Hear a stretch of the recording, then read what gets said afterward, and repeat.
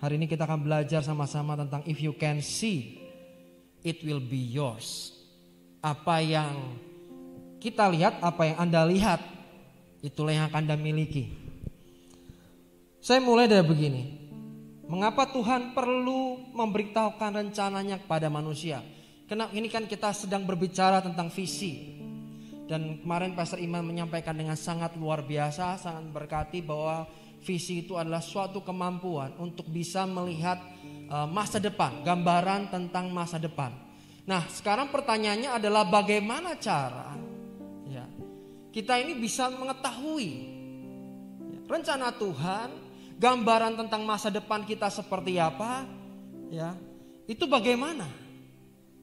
Saya percaya bahwa yang pertama nih, alasan saya mengapa Tuhan perlu memberitahukan. Yang pertama, bagaimana manusia mengetahui visi dan tujuan hidupnya kalau Tuhan tidak memberitahukannya. Jadi saya tidak percaya bahwa kita tidak mengerti isi visi Tuhan, gambaran Tuhan tentang masa depan hidup kita. Kalau kita tidak mengerti, kita ini akan hidup hanya sekedar berputar-putar, ya. Hanya sekedar berputar-putar saja. Itu yang dilakukan bangsa Israel. Dia hanya berputar-putar hidupnya selama 40 tahun, ya. Kita kalau nggak ngerti tujuan hidup kita akan berakhir yang sama, isinya cuma putar-putar aja. Kita akan menjalani kehidupan kita seperti layaknya orang biasa. Ada kelahiran, ya, kita lahir, terus kemudian kita sekolah, terus kemudian selesai kita kuliah, mungkin kalau ada kesempatan. Selesai kuliah kita bekerja, setelah bekerja kita menikah, setelah menikah kita punya anak, dan berikutnya. Tanpa ada sesuatu yang jelas bahwa mengerti tentang apa sih visi Tuhan buat hidup saya, apa sih tujuan Tuhan buat hidup saya. Ya. Kalau kita tidak mengerti ini, kita akan terjebak dalam suatu rutinitas kehidupan. Bisa capek enggak? Oh ya, sangat bisa. Ketika Anda tidak mengerti kenapa saya ada, kenapa saya harus lahir dalam dunia ini, kita kan capek loh. Lama-lama capek. Saya bersyukur saya menemukan panggilan hidup saya ketika saya berusia 18 tahun. Di situ saya mengerti bahwa apa sih rencana Tuhan buat hidup saya itu apa ke depan. Dan 2021 ini ketika pergantian akhir tahun, saya juga berdoa dengan keluarga dan saya juga berdoa buat pribadi saya dan keluarga saya. Itu penting kenapa? Supaya kita ini mengerti gambaran tentang tahun ini akan jadi seperti apa ya. Dan saya percaya bahwa Tuhan akan memberitahukannya. Kok bisa diberitahukan? Kalau kita punya hubungan sama Dia. Tahukah Bapak Ibu Saudara semua bahwa gini, bahwa mujizat yang terbesar itu tidak hanya sekedar melihat suatu tanda-tanda ajaib. Ada kesembuhan, ada kelepasan, dan berikutnya. Tapi saya percayalah momen yang paling indah, momen yang paling holiness, momen yang paling suci, momen yang paling indah adalah ketika kita punya saat teduh sama Tuhan. Masalahnya adalah berapa banyak di antara kita yang punya waktu bersama dengan Tuhan. Berjumpa pribadi dengan Dia. Dan saya percaya ketika Anda berjumpa pribadi dengan Dia, saya percaya Anda akan mengerti. Mungkin Anda akan mengerti gambaran besarnya, bukan gambaran detail, gambaran besarnya Anda akan mengerti. Dan coba bayangkan sekarang, apa yang akan terjadi kalau Tuhan tidak memberitahukan rencananya kepada manusia. Tentunya kita tidak akan pernah bisa mencapai apa yang Tuhan nyatakan atau Tuhan tujukan.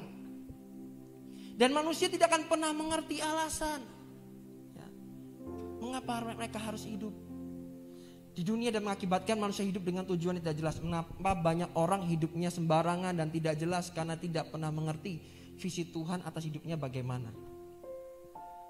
Saya ingin membagikan di kitab Amsal pasal 29 ayat 18. Versi King James mengatakan bahwa where there is no vision, the people perish. Ya, ketika tidak ada visi maka liarlah rakyat. Itu dalam terjemahan barunya. Atau the people perish kacau. Saya kemarin coba membaca di terjemahan lain, versi yang lain di TPT. The Passion Translation berkata bahwa bukan sekedar vision yang sekedar visi itu bukan. Tapi di TPT yang versi terbaru katakan bahwa where there is no prophetic vision. Prophetic vision. Prophetic vision itu kita bisa dapatkan ketika kita punya hubungan sama Tuhan. Tidak akan pernah didapatkan kita cari, kita memikirkan. No, prophetic vision kita bisa dapatkan dengan ketika kita berjumpa dengan Tuhan. Dan visi adalah gambaran tentang masa depan. Dan orang yang tidak punya visi artinya tidak punya masa depan. Ketika Anda nggak punya visi, ya, maka Anda nggak akan kehilangan arah. Anda akan kehilangan tujuan. Orang yang punya visi, kenapa waktu kecil kita sering ditanya mungkin sama orang tua kita, besok cita-citamu apa? Pernah ditanya begitu sama orang tua? Pernah ya? Dan cita-citanya mesti aneh-aneh ya. Pengen jadi presiden. Waduh, pengen jadi presiden. Ya kan? Ya nggak apa-apa presiden. Terus ditanya lagi bulan depannya, cita-citanya pengen apa? Jadi apa, Dek? Jadi dokter, berubah lagi jadi dokter. Ya, setahun kemudian tanya lagi, cita-citamu apa? Saya pengen jadi guru. Mungkin terdengarnya mungkin kita bisa ketawa gitu. Kok cita-cita berubah. Lebih baik punya cita-cita daripada tidak punya. Ditanya nggak tahu. Karena yang satu minimal dia punya gambaran tentang masa depannya. Tapi juga banyak orang hanya punya gambaran tentang masa depannya tapi tidak pernah mengeksekusinya. Tidak pernah mempersiapkan langkah-langkahnya bagaimana. Step by stepnya bagaimana tidak dipersiapkan. Dan pada akhirnya kita tidak pernah mencapai visi itu. Jadinya cuma angan-angan. Visi yang tidak dieksekusi cuma jadinya angan-angan. Ya.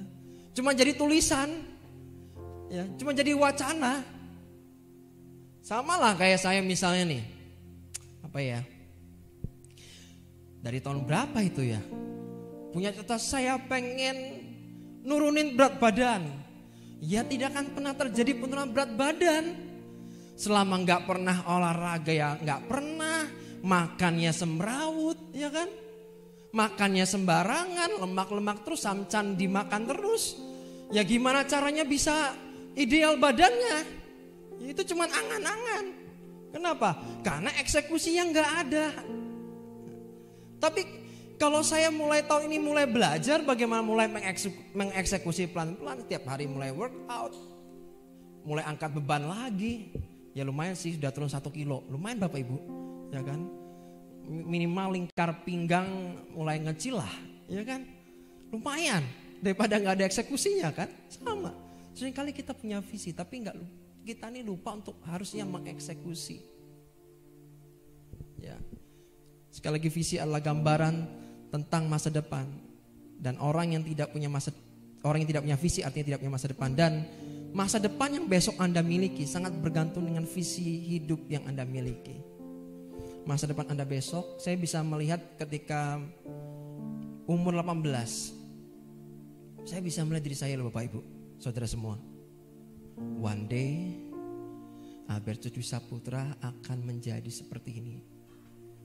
Crazy. Sepertinya gila. Kenapa? Impossible. Sesuatu yang sama sekali gak mungkin. Saya ingin cerita apa yang saya lihat. Di visi itu, saya bisa melihat diri saya ada di sebuah mimbar besar. Dan di depan saya sedang berbicara ribuan orang. Crazy sepertinya. Tapi bagaimana saya dibawa Tuhan, mulai dibawa Tuhan. Dari sesuatu yang sepertinya impossible, sesuatu yang sepertinya gak mungkin, saya mulai melihat bahwa segala sesuatu dengan Tuhan, kalau kita berjalan dengan Tuhan, kalau Tuhan menyertai hidup kita, tidak ada yang mustahil bagi Tuhan. Amin. Sesuatu mungkin bagi Tuhan. Apa yang sukar bagi Tuhan? Tidak ada yang sukar bagi Tuhan. Dan visi hidup kita itu menentukan batas dari sebuah kehidupan yang akan kita capai. Ingat bahwa visi hidup kita menentukan level, menentukan batas dari sebuah kehidupan yang akan kita capai. Kita akan jadi seperti apa tergantung visi kita, hidup kita seperti apa. Kalau Anda cuma hidup hanya untuk diri sendiri, saya gak percaya bahwa visi dari Tuhan hanya untuk menyenangkan dan memuaskan diri Anda sendiri. Saya gak percaya itu. Visi yang dari Tuhan selalu berkaitan erat, selalu berhubungan erat dengan orang lain. Tidak pernah sekedar untuk memuaskan hawa nafsunya sendiri, gak pernah. Selalu berhubungan dengan orang lain. Masalahnya visi hidup kita tuh apa? Ya, itu menentukan batas besok kita akan jadi seperti bagaimana. Saya kemarin sempat share gitu ya dengan Marcel, karena saya sempat tapping karena saya di-invite dari tempat lain, dari daerah lain. Kami lagi makan siang, Marcel lalu tanya, saya suka ditanya yang tentang masa depan gitu ya. Saya ingin share dengan Bapak Ibu Saudara semua, karena juga saya ingin mendorong Bapak Ibu Saudara untuk melakukan hal tertentu. Marcel tanya, apa yang kau Albert lihat ke depan buat Youth Impact? Ya, Youth Impact kita menurut saya luar biasa. Dan saya ngomong dengan beliau gini sih, sama dia gini. Ini yang saya lihat. Youth Impact. Saya merindukan one day suatu hari kelak. Dari pembicara sampai yang semua yang melayani. Isinya adalah anak-anak muda. Amin Bapak Ibu. Kok kecil ya? Nggak percaya apa ya? Kalau visi itu kecil, menurut saya itu bukan visi terus besar. Karena akan dilanjutkan keturunan berikutnya, generasi berikutnya, generasi berikutnya, generasi berikutnya. Dan saya ngomong, one day suatu kelas saya melihat dari pembicara sampai yang melayani semuanya anak-anak muda. Yang teens, yang remaja, SMP, SMA. Juga ada yang camp, yang dari mahasiswa. Ya kan? Saya merindukan one day suatu kelak. Saya ngomong dengan dia. Saya juga gak dijatuh khotbah di Youth Impact, pada akhirnya juga gak apa-apa kok, it's okay. Saya memberikan kesempatan yang lebih mudah untuk mereka diberikan kesempatan. Sehingga mereka bisa melayani Tuhan dengan maksimal. Sesuai dengan talent yang Tuhan percayakan atas hidup mereka. Why not? Kenapa tidak? Kenapa tidak? Banyak orang ketika dia duduk lupa berdiri. Saya gak mau seperti itu. Saya harus beri kesempatan buat anak-anak muda. Dan kemarin kita sudah mulai eksekusi pelan-pelan. Kemarin saudara kita Valen menyampaikan sangat bagus sekali. So Bapak Ibu saudara semua yang punya anak teens, ya mungkin yang sudah mahasiswa, bisa dorong anaknya untuk bisa join di Youth Impact. Ya setiap hari Sabtu jam 5 sore kita sudah buka secara offline. Kemarin Valen berkata bagus sekali. Ternyata saya agak nyimpang dikit, gak apa-apa ya, supaya ini karena ini juga ada kaitannya.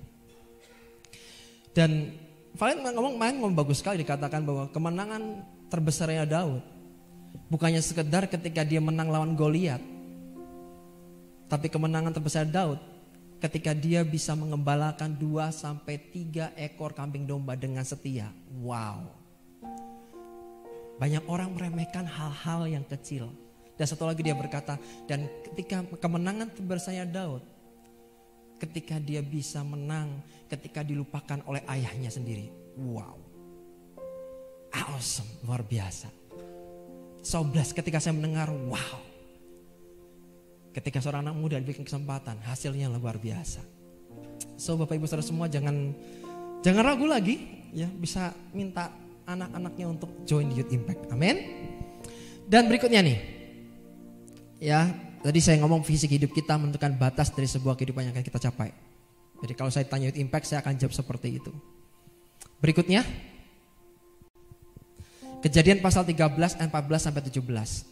Dikatakan begini.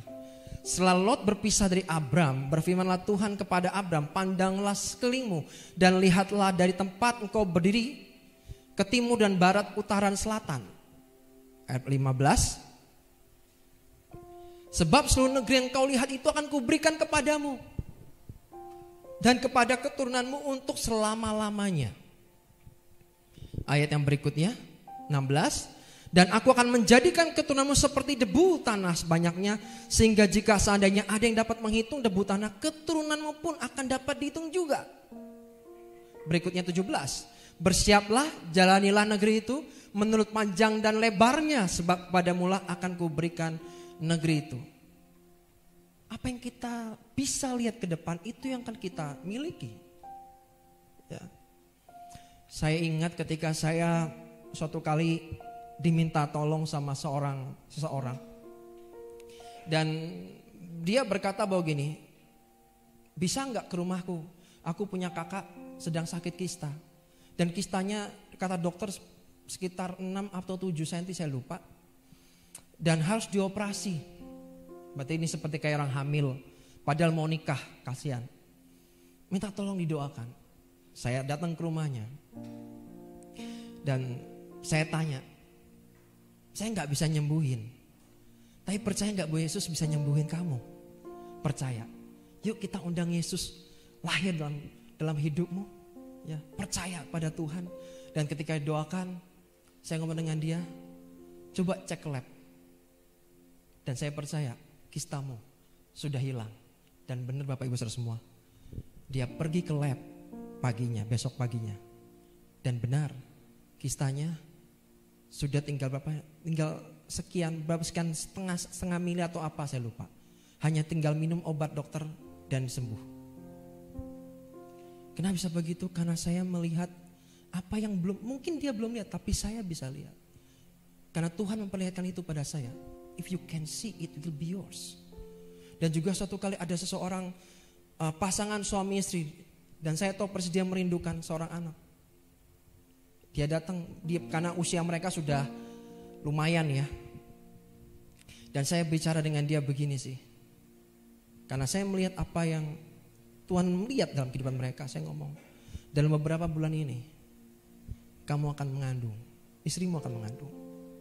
Dia ngomong, masa sih? Percaya enggak? Percaya, dan benar. Seminggu kemudian saya dikonfirm, istrinya telat, dicek sudah hamil. If you can see, it will be yours. Masalahnya kita bisa lihat itu enggak?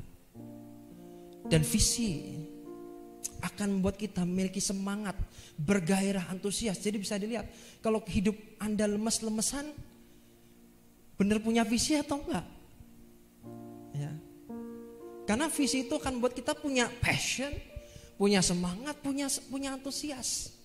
Kita akan bergairah hidup kita karena ada sesuatu yang hendak kita capai. Ya. Berikutnya,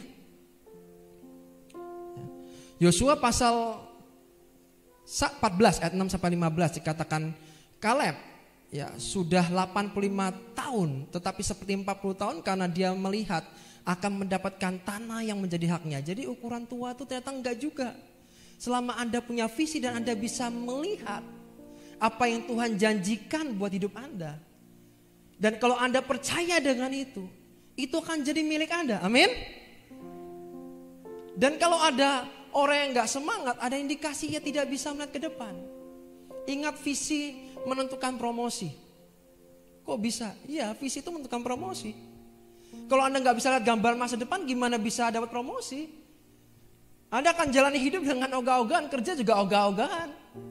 Karena Anda nggak bisa lihat masa depan. Berikutnya di kitab kitab Kejadian pasal 45 ayat 5 sampai 8. Tetapi sekarang janganlah bersusah hati dan janganlah menyesali diri karena kamu menjual aku ke sini. Ini kisah tentang Yusuf. Sebab untuk memelihara kehidupanlah Allah menyuruh aku mendahului kamu. Berikutnya ayat 6. Karena telah 2 tahun ada kelaparan dalam negeri ini dan selama 5 tahun lagi orang tidak akan membajak atau menuai. 7. Maka Allah telah menyuruh aku mendahului kamu untuk menjamin kelanjutan keturunanmu di bumi ini dan untuk memelihara hidupmu sehingga sebagian besar daripadamu tertolong. Ayat 8. Jadi bukanlah kamu yang menyuruh aku ke sini, tapi Allah dialah yang telah menempatkan aku sebagai bapa bagi Firaun dan tuan atas seluruh istananya dan sebagai kuasa atas seluruh tanah Mesir. Ini Yusuf dijual, dipenjara, difitnah. Dia mengalami masa-masa yang sama sekali nggak mudah. Tapi perhatikan baik-baik, cara memandangnya, cara melihatnya berbeda. Seringkali ketika kita mengalami masa pergumulan, kita kecentok sama orang, kita yang timbul apa responnya lah sakit hati. Kita tidak bisa melihat kenapa ya Tuhan tuh mau bicara apa ya buat hidup saya ya. Kenapa saya harus melalui ini ya, Tuhan itu mau ngomong apa buat hidup saya. Jadi fokusnya cuma lihat kondisi, masalah, pergumulan, persoalan yang besar. Tapi kita tidak melihat Tuhan yang lebih besar daripada masalah. Ya, seringkali kita begitu. Tapi ini orang, Yusuf punya cara melihat yang berbeda. Dia tidak marah, dia gak pahit sama saudara-saudaranya. Dia gak marah. Dan dia berkata karena Tuhan yang suruh mendahului kalian semua. Supaya menjamin Lihat, Tuhan punya purpose, Tuhan punya visi buat Yusuf. Pertanyaannya, kalau mungkin Anda punya visi hari ini, seberapa layak visi Anda untuk diperjuangkan? Karena kalau Anda punya visi tapi gak mau diperjuangkan, Anda gak mau bayar harganya, berarti emang visi itu emang gak layak. Dan seberapa benar, seberapa tepat, seberapa luas visi seorang dipengaruhi oleh revelation, dipengaruhi oleh pewahyuan atau pencerahan dan persepsi tentang dirinya dan Tuhan. Balik lagi ke sini lagi. Tentang identity, tentang identitas diri kita di hadapan Tuhan seperti apa. Kalau Anda jadi Kristen, ikut Tuhan karena supaya gak masuk neraka, Anda keliru. Kalau Anda jadi seorang Kristen karena takut kena hukuman, Anda juga keliru. Seharusnya Anda ikut Tuhan karena pertama kali Tuhan mencintai dan mengasihi hidup Anda, sehingga Dia menyerahkan nyawanya buat Anda. Setiap kali Anda ketemu Tuhan, tidak ada perasaan takut lagi. Yang adalah perasaan damai, sejahtera, tenang, dan pengen selalu dekat dengan Dia. Amin. Jadi kalau Anda punya persepsi Tuhan tuh kayak polisi, kalau setiap kali aku melakukan kesalahan aku akan dipukul, aku akan diapain, aku akan dihajar. Come on, mari kita punya persepsi yang benar tentang Tuhan. Kita sekarang belajar di kitab Raja-Raja. 2 Raja-Raja pasal 2 ayat 9 sampai 10. Ini tentang Elisa dan Elia. Ketika mereka tiba di seberang, Elia berkata pada Elisa, sebelum aku diangkat, adakah sesuatu yang hendak kau minta dari aku? Elisa menjawab, aku minta agar aku diberi 2 bagian dari rohmu, yaitu kuasa bernubuat 2 kali lipat daripada yang kau miliki. Tadi saya mencoba searching, Elisa itu melakukan berapa mujizat, dan ternyata benar. Elisa itu terhitung membuat 16 kali perbuatan besar, mujizat. Elia melakukan 8. Dan benar, Elisa melakukan 2 kali yang diperbuat oleh Elia. Berikutnya, waktu kita tinggal sedikit. Ayat 10, permohonanmu itu sungguh sukar, kata Elia. Tetapi dikatakan, jika engkau dapat melihat aku terangkat dari hadapan, maka engkau akan memperoleh apa yang kau minta itu.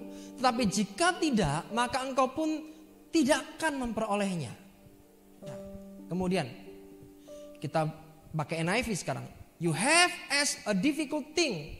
Kamu minta sesuatu yang sulit, kata Elia. Elia said, yet if you see me when I am taken from you, it will be yours. Jika engkau bisa melihat aku terangkat, engkau akan mendapatkan. Jika tidak, engkau tidak akan pernah dapat.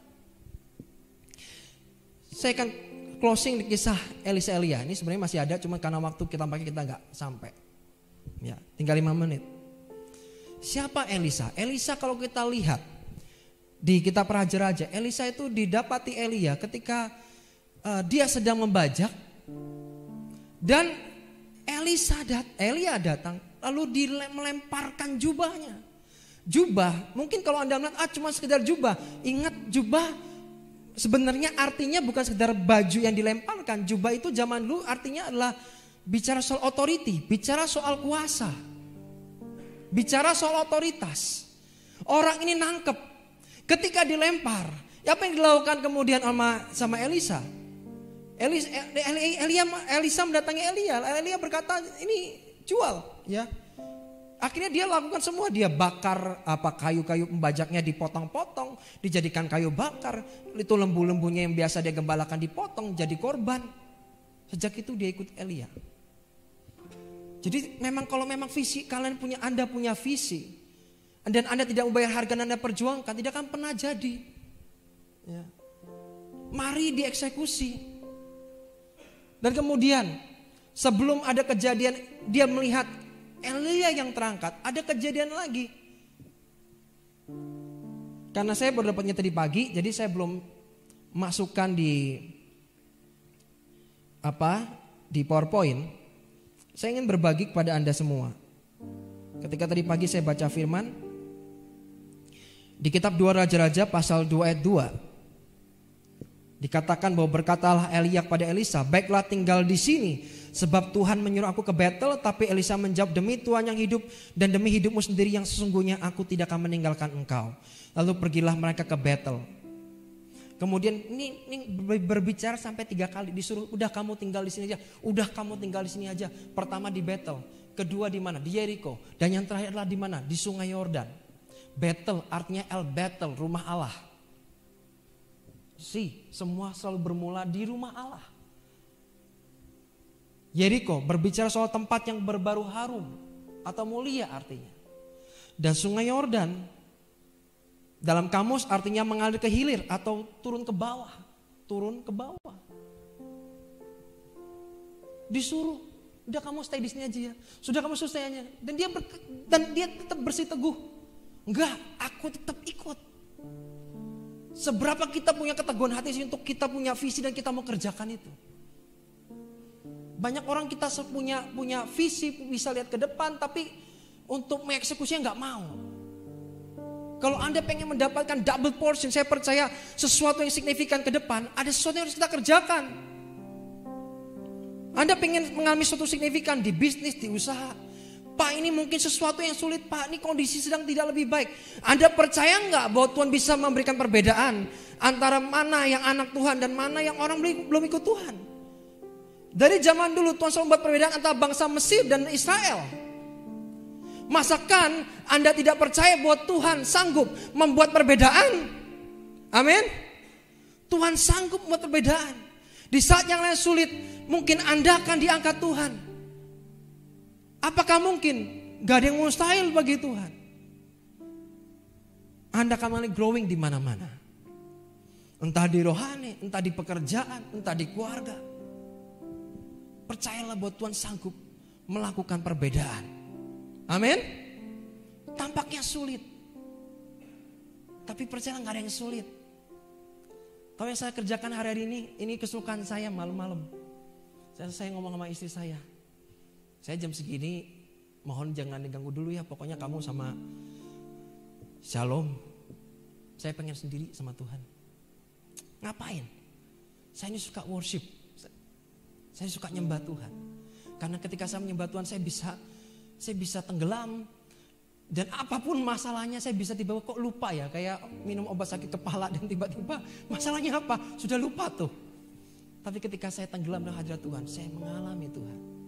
Saya punya pertanyaan, kapan sih Anda terakhir kali worship nyembah Tuhan dan Anda bisa air matanya mungkin crying, nangis. Kapan terakhir kali? Kapan Tuhan berbicara spesifik buat hidup Anda? Kapan terakhir kali? When? Kapan ketika Anda baca firman tiba-tiba seperti ada ayat yang melonjak? Kapan terakhir kali Tuhan berbicara atas hidup Anda? When? Ataukah semua cuma sekedar ya sudah, rutinitas? Saya suka lagu ini. Surely in the presence of the Lord is in this place. I can feel His mighty power and His grace. I can hear the brush of angels' wings. I see glory on its face. Surely the presence of the Lord is in this place. Bapak Ibu tahu, gereja modern sekarang ada sesuatu yang hilang. Mungkin mereka relevan, yes mereka relevan. Tapi mereka lupa satu hal. Apa itu? Keintiman dan kekudusan. Serius. Anda relevan, sepertinya relevan, tapi Anda gak punya keintiman dengan Tuhan, gak punya hubungan sama Tuhan. Sedangkan besok one day satu hari kelak kita semua akan kembali kepada Tuhan. Saya dorong, ayo bangun hubungan sama Tuhan. Dan saya pada disitulah kita akan menemukan Tuhan. Mungkin teman-teman musik bisa maju ke depan. Kita nyanyi lagu itu ya.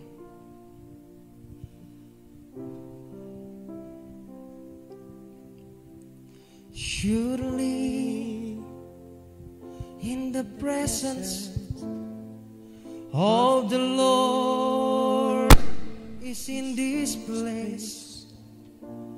I can feel His mighty power and His grace. I can hear the brush of angels' wings. I see glory on its face. Surely the presence of the Lord is in this place. Sama-sama kan, surely. Surely the presence of the Lord is in this place. I can feel His mighty power and His grace. I can hear the brush of angels' wings. I see glory on its face.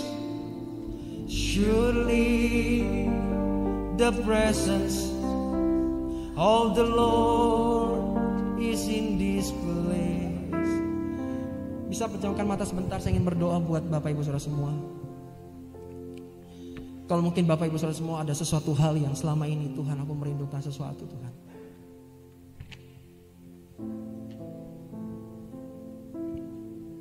Anda mungkin sudah berdoa cukup lama, tapi sepertinya Tuhan belum menjawab.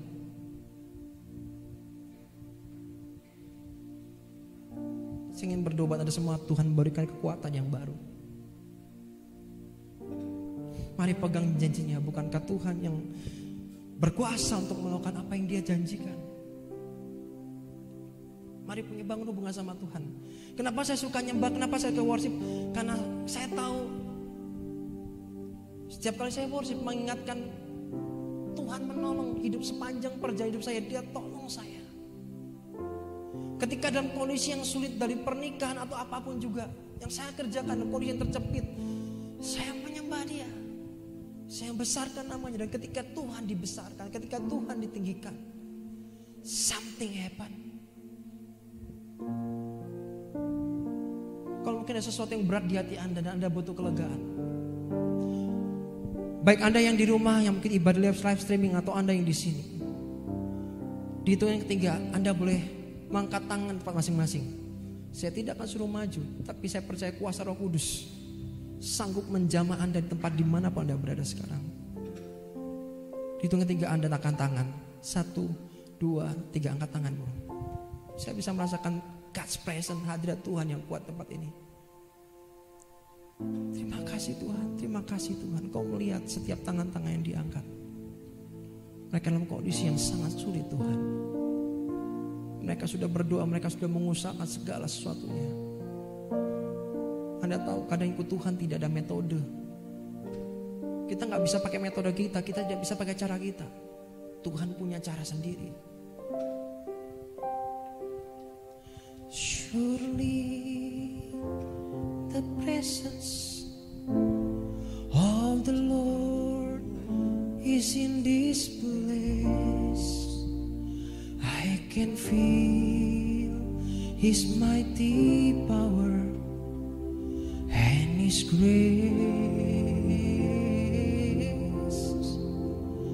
I can hear the brass of angels' wings. I see glory on its face. Surely the presence of the Lord is in this place. Wow, Anda bisa rasakan itu.